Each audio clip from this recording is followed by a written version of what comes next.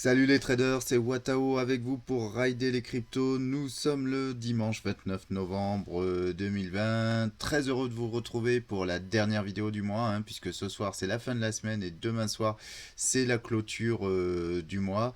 C'est la seconde vidéo de la semaine. On a pas mal d'actualités sur le BTC. J'ai toujours un petit peu des problèmes de micro et de son. Là, j'ai enlevé le passe-filtre. Je comprends rien à ces histoires-là. Franchement, on peut pas être doué partout, mais bon, en tout cas, le son normalement va être suffisamment fort.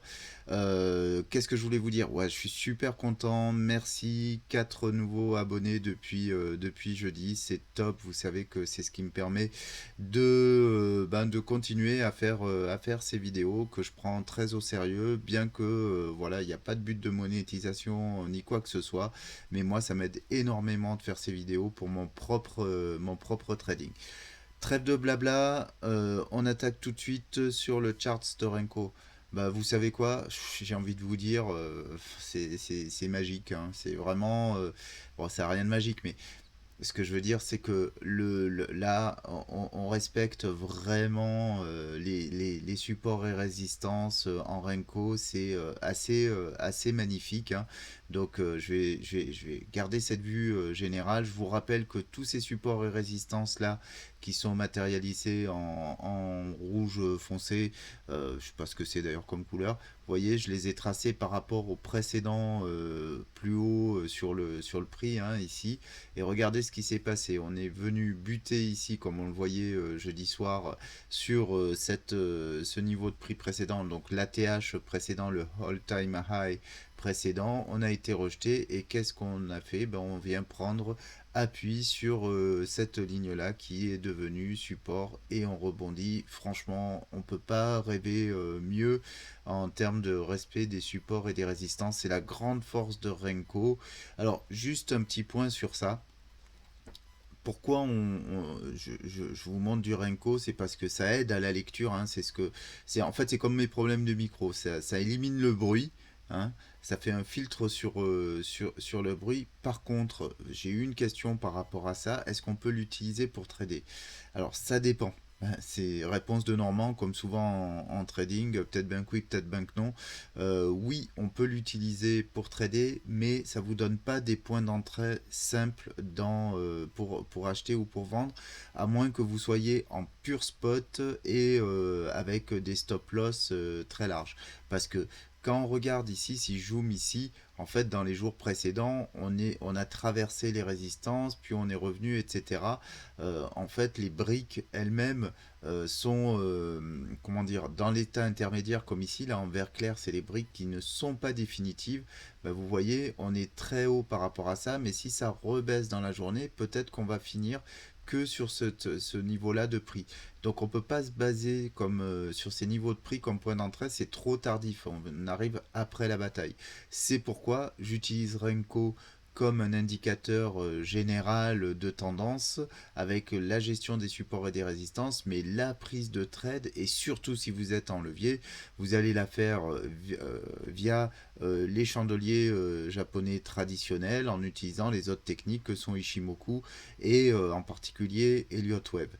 En fait, vraiment, Renko, c'est pour avoir cette vue générale. Alors, évidemment, si vous avez des gros moyens, si vous achetez à coût de 100 000 dollars en spot, bah là, il n'y a pas de souci, hein. Vous pouvez vous dire, bah tiens, là, je vais, quand ça arrive là, sur le support, je tente un achat, et puis vous avez le temps de voir venir. En tout cas, vous pouvez jouer le rebond sur le support, et c'est exactement ce qui s'est passé. Et on le voit, hein, ils sont très pertinents depuis un moment déjà, ces supports et ces résistances en Renko. Mais ça nécessite d'avoir des gros moyens. Je sais que la plupart d'entre vous sont sûrement en achat levier avec des portefeuilles inférieurs à 10K. Donc effectivement, vous ne pouvez pas prendre position uniquement sur Renko. Voilà pour le petit avertissement en trading. Après, voilà, c'est vraiment magnifique ce rebond. Et donc évidemment, qu'est-ce que nous dit Renko sur la suite? Eh ben, il nous dit soit toujours les mêmes possibilités. Soit ici on retourne là, double top et on repart plus bas, ou on peut se mettre à ranger ici. Soit on peut aussi même s'il n'y a pas vraiment de support et résistance, on peut considérer ici cette petite zone de congestion qu'on a eu là va constituer une zone, en fait, une mini zone de résistance, et paf, et on repart vers le bas, qu'on s'arrête là ou qu'on traverse pour aller plus bas. Et puis évidemment, alors ça je devrais le mettre en rouge. Voilà, on va lever ça du milieu. Et ça aussi, c'est des scénarios plutôt baissiers.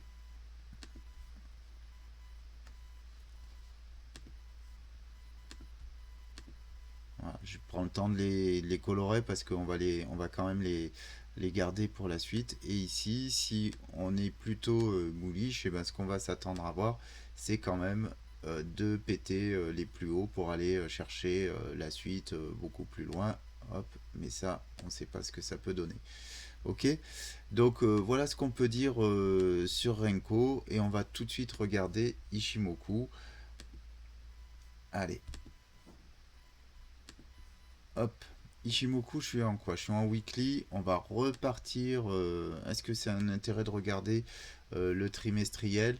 Bon, il s'est rien passé par rapport à la dernière fois. On a toujours en trimestriel cette magnifique bougie verte hein, qui est énorme, qui est hyper bullish long terme. Évidemment, là, on a une mèche qui est apparue, comme je vous le disais jeudi dernier, puisque on a une baisse en mensuel, comme on va le voir tout de suite. Mais voilà, je pense que d'ici demain, on va pas avoir un drop de 5000 $, donc on va rester sur quelque chose de très bullish en trimestriel, avec voilà le croisement Tenkan Kijun qui est hyper bullish pour la suite en trimestriel et donc en long terme. En mensuel, ben, on va retrouver cette mèche hein, qu'on est en train de faire, mais quel que soit encore une fois, à part s'il y a un énorme drop auquel je ne crois pas forcément pour le moment, tout est possible néanmoins, on est dans les cryptos. Tous nos signaux restent néanmoins au vert, hein, avec la Tenkan et la Kijun qui sont passés au-dessus du nuage, la Shiku qui est au-dessus du prix, au-dessus de la Tenkan Kijun, et le prix bien sûr au-dessus du Kumo, et le Kumo qui a switché au vert. Donc pas de changement majeur, j'ai l'impression, pour le mois. Voilà, on va rester sur cette figure-là, bien qu'il faille attendre quand même demain soir pour voir quelle clôture le market maker nous réserve. En weekly, eh ben là par contre, effectivement, notre bougie hebdo, clairement, même si elle n'a pas beaucoup bougé depuis jeudi, le corps de la bougie ici, le doji, semble en train de se former. Donc si on continue sur un trend boule dans la journée, on risque de retrouver ici un petit doji rouge ou vert, ça dépend un peu des cas. Dans tous les cas, voilà, ces grandes mèches, on a eu une réjection ici sur le plus haut, une énorme incertitude. Les bears se sont fait rattraper pour le moment. Maintenant, qu'est-ce que ça va donner? Ben, ça, seul l'avenir nous le dira. Un doji suivi d'une grosse bougie rouge serait extrêmement bearish, hein. Donc ce serait une sorte, comment on appelle ça, une étoile du soir, hein, puisque ça ressemble à une étoile. Et donc ce serait un signe de retournement important en hebdomadaire. Ça on le verra à partir de la semaine prochaine. Par contre, si on fait un petit doji vert et qu'on repart sur une bougie verte, ben, simplement ce sera une pause et une zone d'hésitation, et on continue dans la direction haussière. Donc en hebdomadaire, pour l'instant, rien n'est joué. La Tenkan, la Kijun sont toujours bien parallèles, il n'y a pas de signe de recroisement, il y a une petite faiblesse au niveau du RSI, mais regardez, hein, on n'est pas sur les plus hauts qu'on peut atteindre avec le RSI, donc on pourrait être dans une zone comme ici, avec une continuation haussière par la suite, donc voilà. Pas de panique en hebdomadaire, en tout cas les jeux ne sont pas faits. En daily, eh ben, en daily, on retrouve finalement à peu près la même chose, hein. C'est plutôt positif. Alors, il ne faut pas oublier qu'on est le week-end, qu'il n'y a pas les institutionnels, et que le week-end, il y a plutôt le grand public, et que le grand public est toujours plutôt bullish. d'une manière générale, surtout après une hausse comme ça. Et puis voilà, certains se disent on fait des affaires à bon compte. Donc en daily, qu'est-ce qu'il faut retenir? Eh bien que on a eu cette baisse, cette prise d'appui ici sur la Kijun, sur le plat de Kijun ici. Alors petit rappel, par rapport à ce que j'ai dit tout à l'heure sur Renko, sur Renko, on n'a pas forcément des points d'entrée très clairs. Par contre, ici, on en avait un, parce que acheter ici sur la Kijun, ça faisait énormément de sens. Alors forcément, après un drop pareil, c'était hyper compliqué, mais c'est ce qui distingue les bons traders de ceux qui gagnent pas d'argent, c'est que c'est pendant cette baisse-là qu'il fallait acheter. Et là, ce qui se passe, qu'est-ce qu'on fait tous les newbies du trading? Ici, ils ont vendu en fait, ils ont attendu, ils ont vu la baisse, ils se sont dit, ils ont paniqué, FOMO short, ils ont vendu et là ils sont coincés. D'où le rebond parce que on va les mettre en stress et on va les obliger à vendre et à prendre leur perte, hein. Donc avec une chasse au stop qui doit déjà être bien terminée à ce stade-là. Ce qui est intéressant de voir en daily, c'est que on a rebondi une première fois hier sur la Tenkan. Donc la Tenkan a fait résistance et puis là, paf, aujourd'hui on vient de péter la Tenkan. Donc on a à nouveau un horizon dégagé au niveau du prix pour aller chercher plus haut. Et évidemment, globalement, on est très bullish en daily, hein, puisque voilà, tous les signaux, pareil, sont toujours au vert. Et regardez, Tenkan Kijun, ça se rapproche un petit peu, mais enfin, pas de grand chose. Donc on n'est pas encore en train de refermer la pince. On va regarder le mouvement en 12 heures. Alors en 12 heures, là, c'est un peu plus mitigé, évidemment, puisque voilà, Tenkan Kijun sont quasiment en train de recroiser. Alors avec cette bougie verte là en 12 heures, on peut imaginer que la Tenkan vienne juste faire une touchette sur la Kijun et reparte vers le haut, un peu comme ici ou voilà, un peu comme là, on vient, on croise, même ici on avait croisé, puis on est reparti vers le haut directement. Donc à regarder, mais en tout cas, on reste sur des signaux haussiers. Donc je les répète encore une fois, hein, voilà, on n'a pas recroisé Tenkan Kijun encore.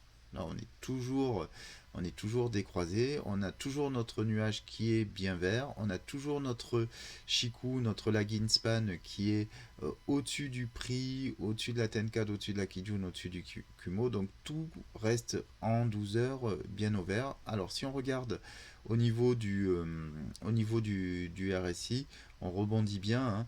On n'a pas forcément cassé ici.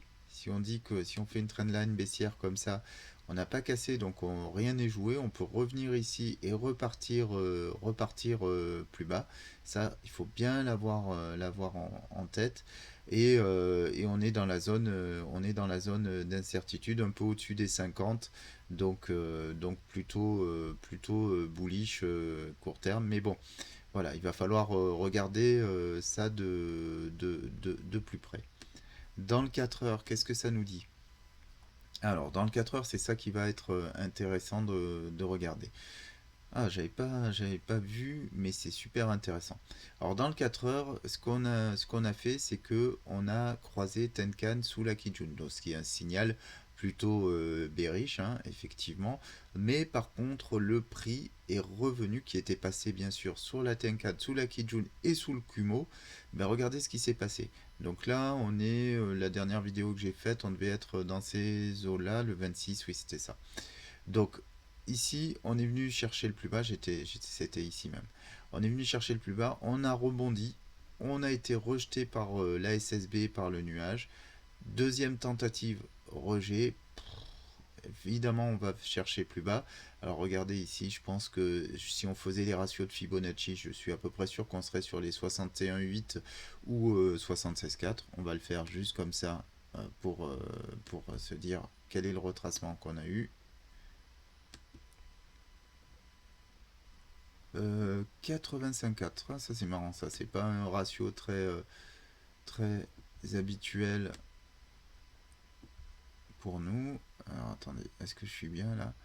Ouais, 85,4. Ok, on a renforcé on est sur ce ratio-là. Mais ce qui est pas du tout impossible. Et là, on trouve du support. Alors, je ne sais pas si c'est sur le time frame supérieur.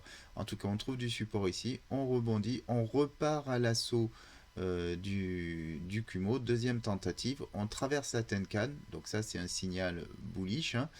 On traverse la Tenkan. Paf, on traverse la SSB. On se retrouve dans le nuage. On trouve une résistance pile poil sur la Kijun, hein, ce gros plat de Kijun, vous voyez, en plus qui dessine ce gros plat de nuage par la suite. On est rejeté une première fois, on trouve appui sur la sur la SSB, on repart à l'assaut, rejeté une deuxième fois, on traverse la SSB, mais on est repris, troisième tentative, on est rejeté, et là, poum, appui sur la SSB, on traverse la Kijun et on se retrouve dans le nuage. Donc qu'est-ce qui peut se passer maintenant? Logiquement, on devrait ici, à partir de là, aller chercher le haut du nuage et on verra à ce moment-là si on arrive à le traverser. Donc les scénarios, vous les connaissez par cœur. C'est ici, premier scénario, on vient chercher l'appui sur le nuage et on traverse. Boum, on part plus haut. Deuxième scénario, on trouve une résistance sur la SSA, on est rejeté, on reprend appui, et là, vous avez vu, le Kumo, il est tout fin.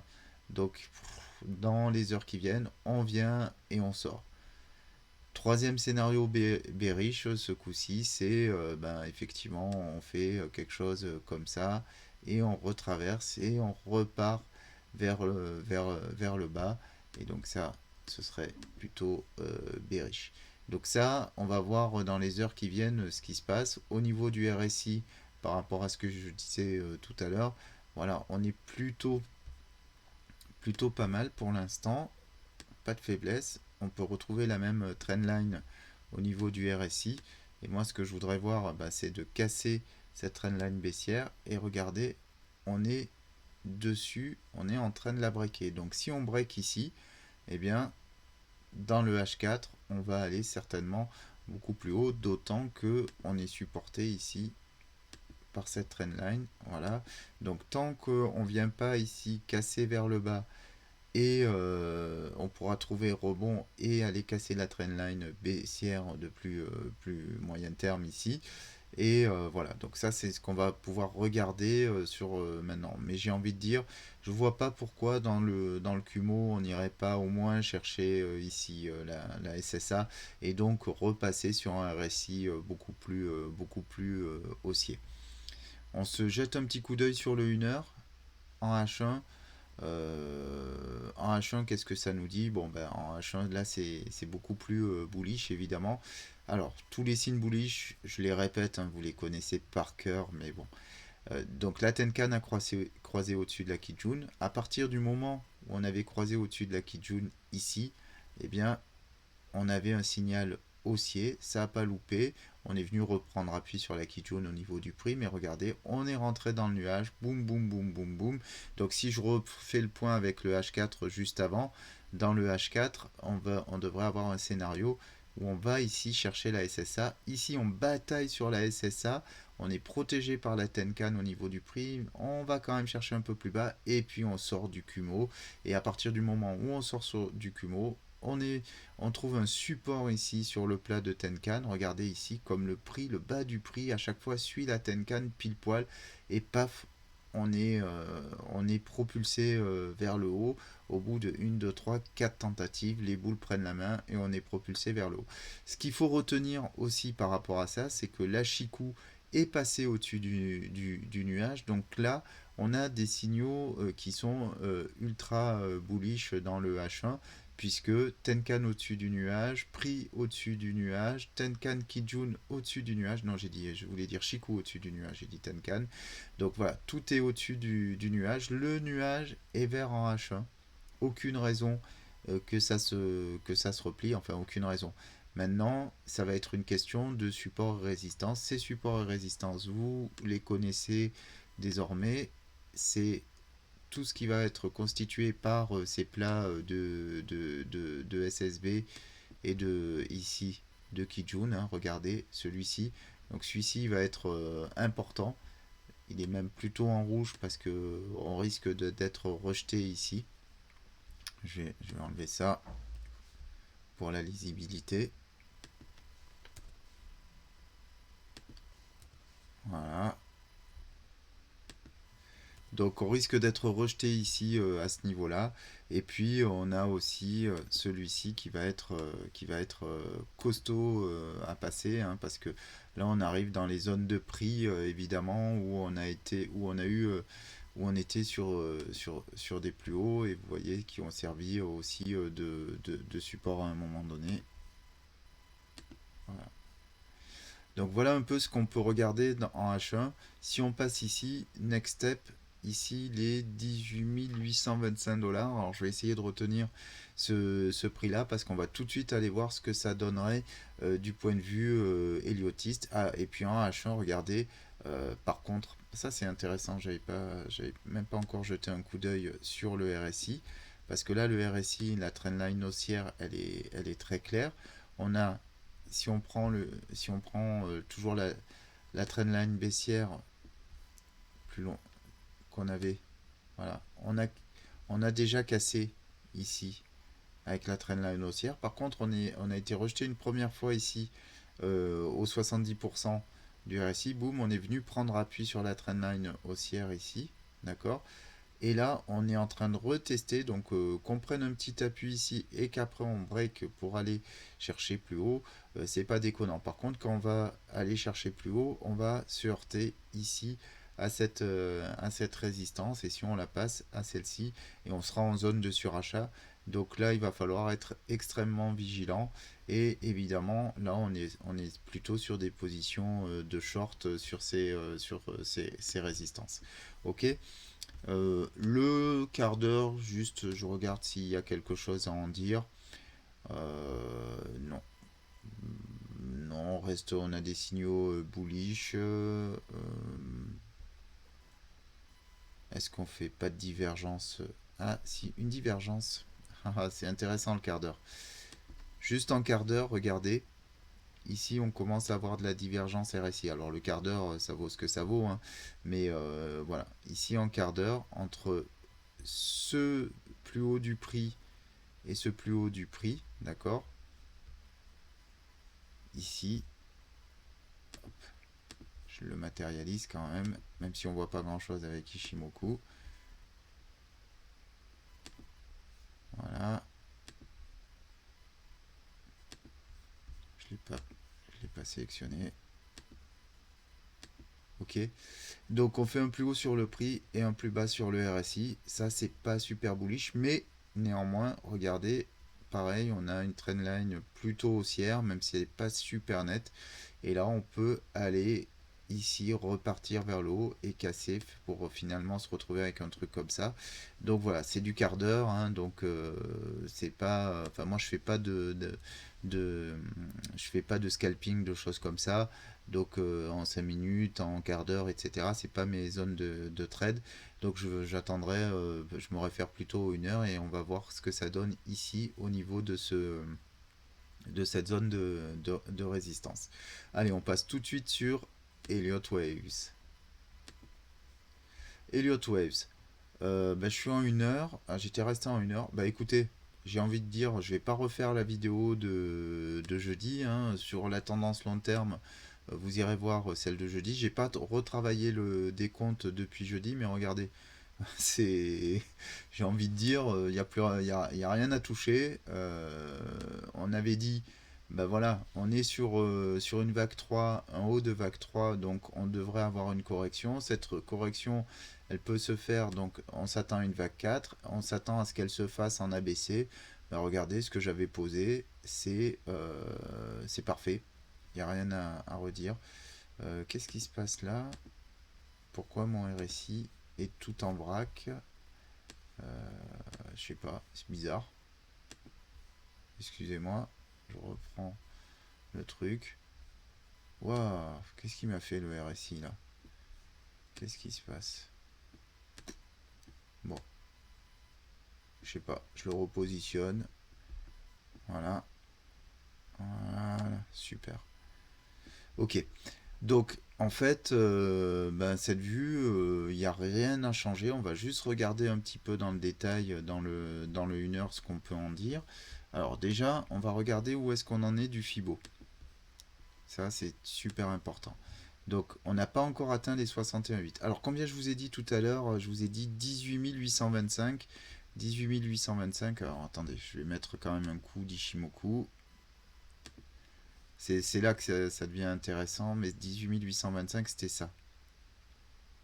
Alors, je ne suis pas tout à fait sur le même niveau. Pourquoi? Ah non, c'était peut-être celui-là dont je parlais. D'accord, le plat qui est ici. Mais il y a ce plat-là avant en résistance. Alors attendez, on va bien le zoomer. Voilà. Ok.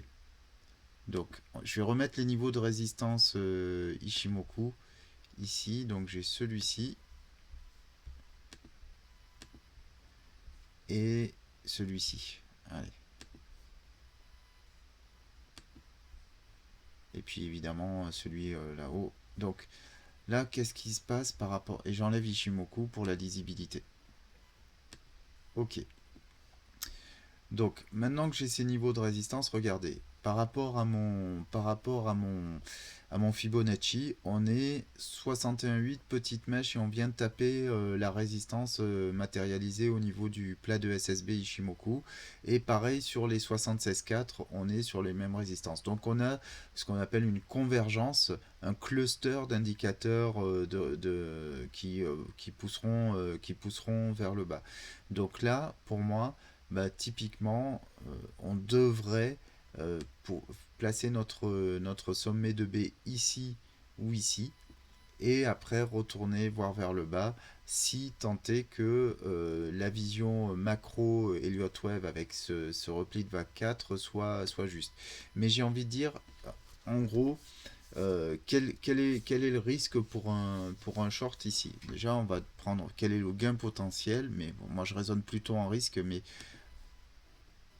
voilà. Si jamais vous prenez un short ici, vous avez ici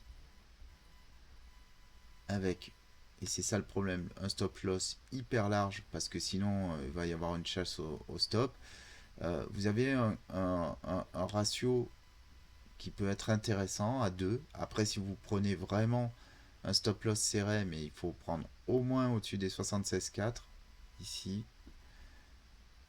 Voilà, vous avez quand même de fortes chances qu'il y ait une chasse au stop là, mais bon. Donc si on prend ça, on a quand même un gain potentiel qui est intéressant et un ratio de 4, c'est super bien.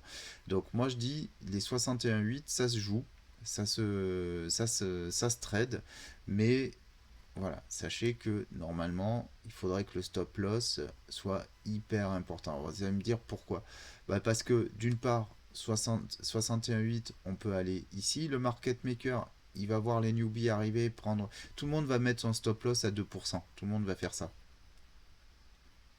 Aux alentours des 2, mais on est pile poil sur les 76,4. Donc ce que va faire le market maker, il va pousser vers le haut, histoire de prendre les stop loss et de pousser tout le monde à se racheter ici, au 76,4.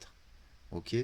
Et si tout le monde prend des shorts à ce niveau-là, bah, qu'est-ce qu'il va dire? Il va dire ah, ok, vous voulez jouer à ça 90%. On peut aller ici, jusqu'ici, tout en restant dans une ABC. On peut aller jusqu'au 100%. Et on peut aller même jusqu'au 123 dans une ABC. Donc du coup, ben voilà, c'est ça le genre de risque auquel on s'expose. Et c'est ce qui est certain, c'est que ici, si on revient ici tester, ça va appeler tous les boules de la Terre à se dire ok, continuation haussière.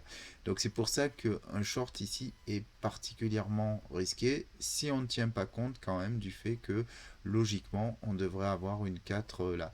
Mais je vous le rappelle aussi par rapport à la dernière vidéo, ici on est déjà au-delà des 23,6. Donc cette 4 là, elle va chercher les 38,2 de mémoire. Je vais juste la reprendre là. Et on va se la mettre en H4. Voilà. En H4. ici, voilà, je suis allé chercher les 38,2 parce que on est entre les 23,6 et les 38,2, ce qui est on va dire un niveau bâtard. Donc, comme Bitcoin aime bien quand même avoir des niveaux assez propres au niveau Fibonacci, les 23,6 sont pas, les 38,2 sont pas déconnants en termes de target. Ok, donc voilà le scénario sur lequel on est. Après, en H4, regardez, même chose que ce qu'on disait tout à l'heure. Je répète la même chose dans un contexte différent, dans le contexte évidemment, comment on appelle ça, du RSI ici. Hop, voilà, il faut un peu plus de marge. Mais trendline baissière, on est dessus. Donc ici, respecter cette trendline et repartir plus bas, intéressant. Après, comme vous le savez, j'aime bien aussi avoir le stochastique comme oscillateur. Et là, le stochastique, qu'est-ce qu'il me dit? Il me dit, on est en train de... Hop, je reviens, je zoome dessus. Le stochastique, il me dit que, voilà, on a essayé de croiser, on n'y est pas parvenu, mais on est quand même sur des niveaux hyper hauts au niveau du stochastique, et donc qui appellent plus de faiblesse. Donc si on recroise ici en bas sur le stochastique, on aura un signal aussi de short. Donc en 4 heures, voilà, hein, je veux dire, notre short, il est assez propre.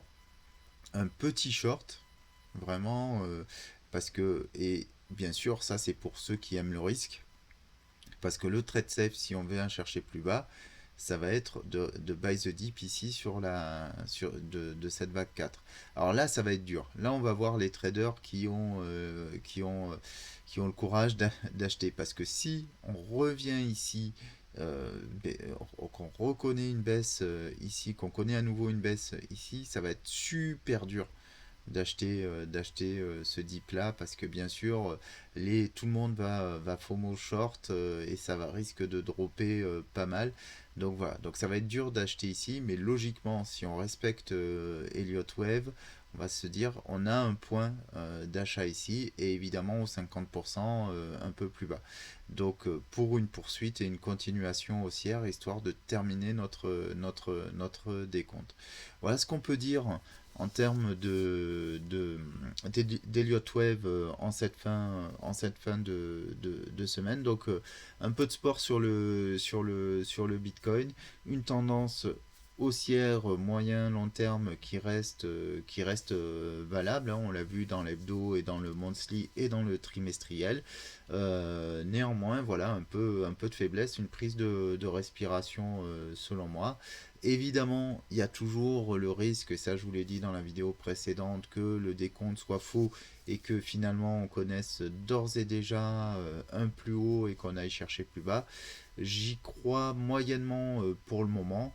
Je vois plutôt effectivement le fait de terminer notre vague, notre 1, 2, 3, 4, 5.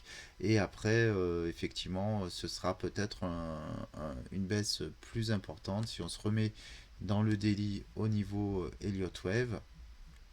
Voilà, on va supprimer le Fibonacci. Si on se remet dans le daily, on sait que on a ces targets de 3 et cette target de 5. Néanmoins, voilà, là on est sur des niveaux standards, donc je sais plus sur combien, mais on va le regarder tout de suite. On avait dit quoi? Là, on va chercher autour des 261,8, mais on pourrait rester sur les deux.